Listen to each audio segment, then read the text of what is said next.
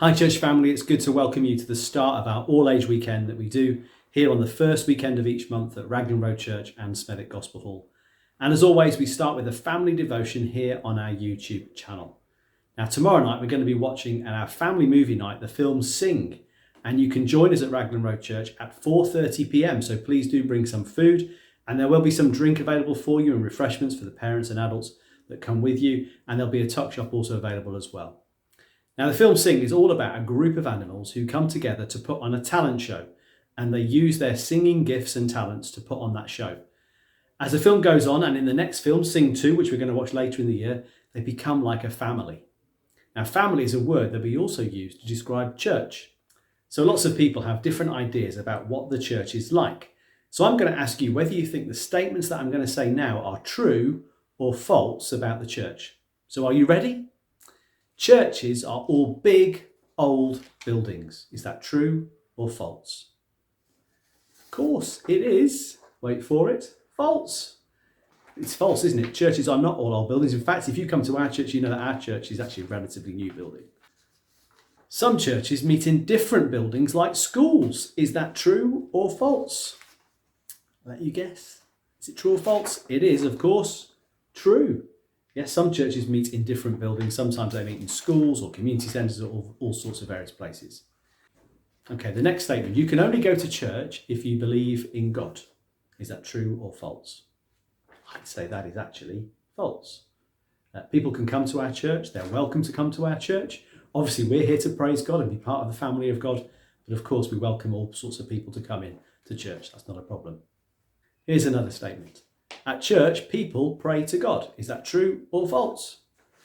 I think that is true. It's our opportunity as we come together as the people of God to pray together to God. So yes, that is true.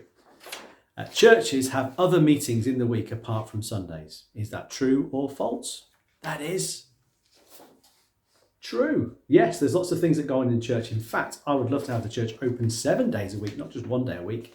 And in fact, we do already have midweek meetings and other gatherings that take place in our church. Here's another statement. You have to be a good person to go to church. Is that true or false? Okay, well, I'm going for this. I'm glad to say it's false because not all of us are good.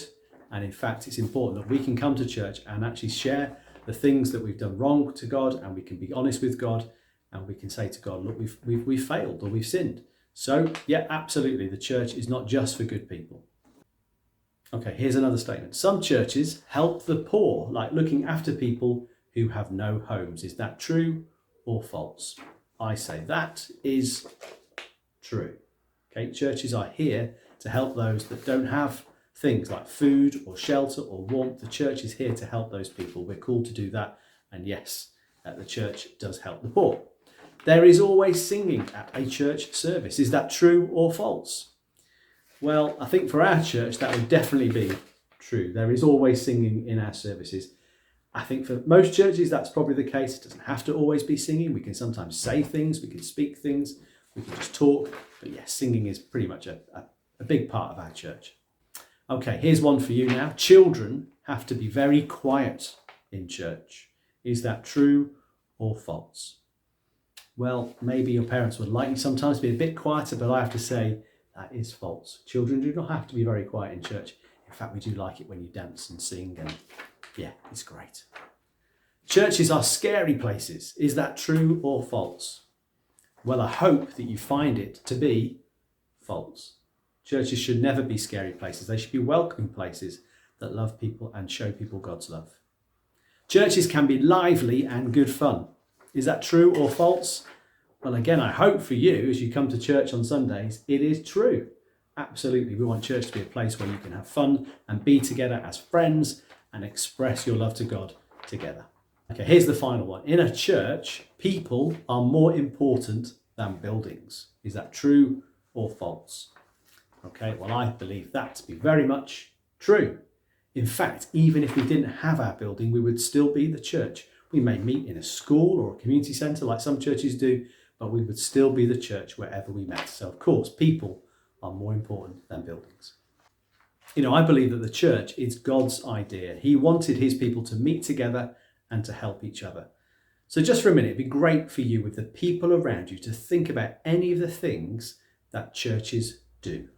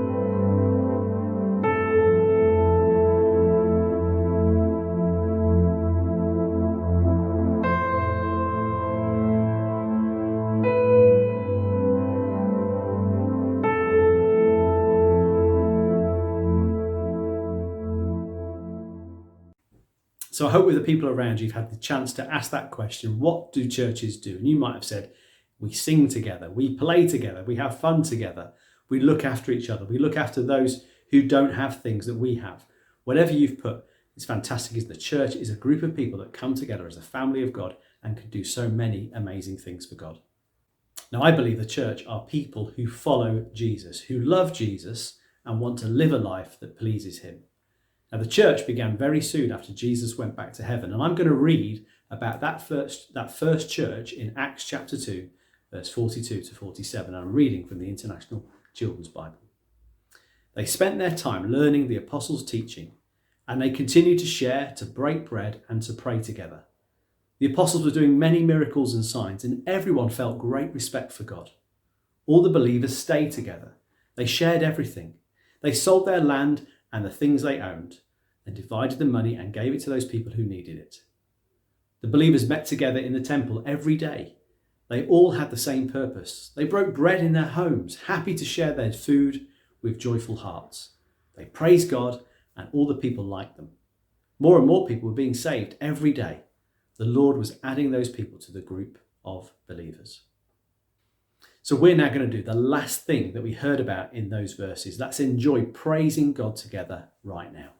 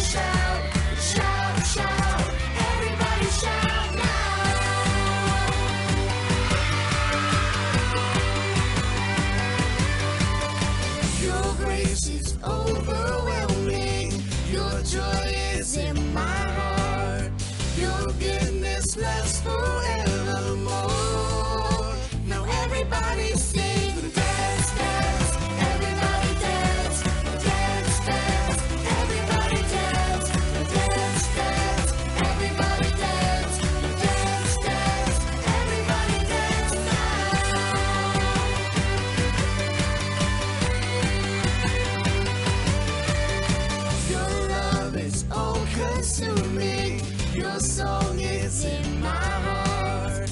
You changed this life forevermore. Now everybody sing. Dance, dance, everybody dance. Dance, dance, everybody dance. Dance, dance, everybody dance. Dance, dance, everybody dance. Shout, shout, everybody shout. Shout, shout, everybody shout. Shout, shout, everybody shout. Shout, shout, everybody shout now.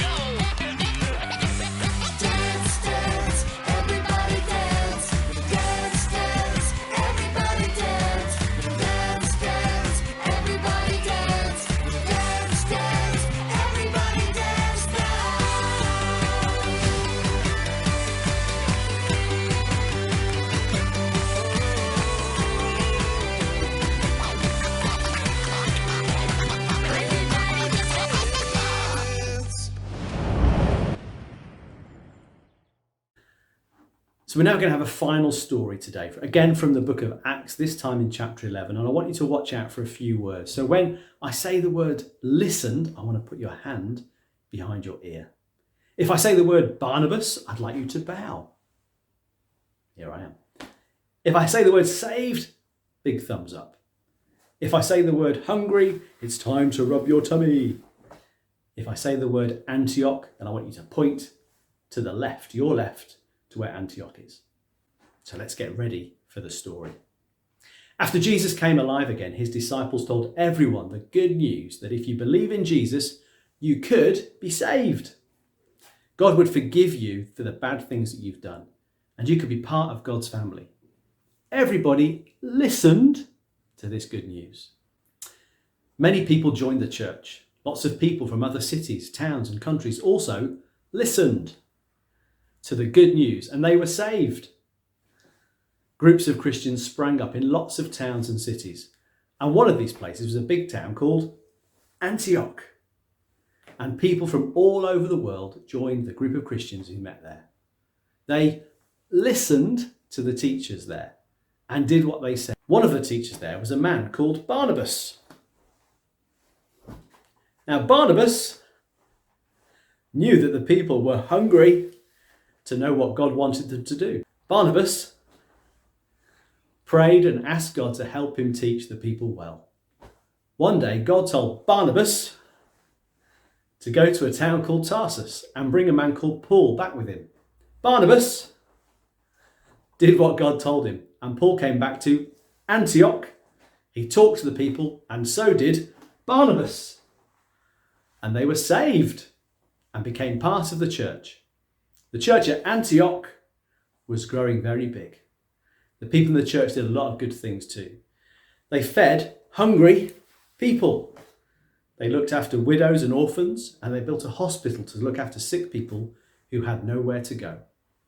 Everyone in Antioch could see that the church loved God.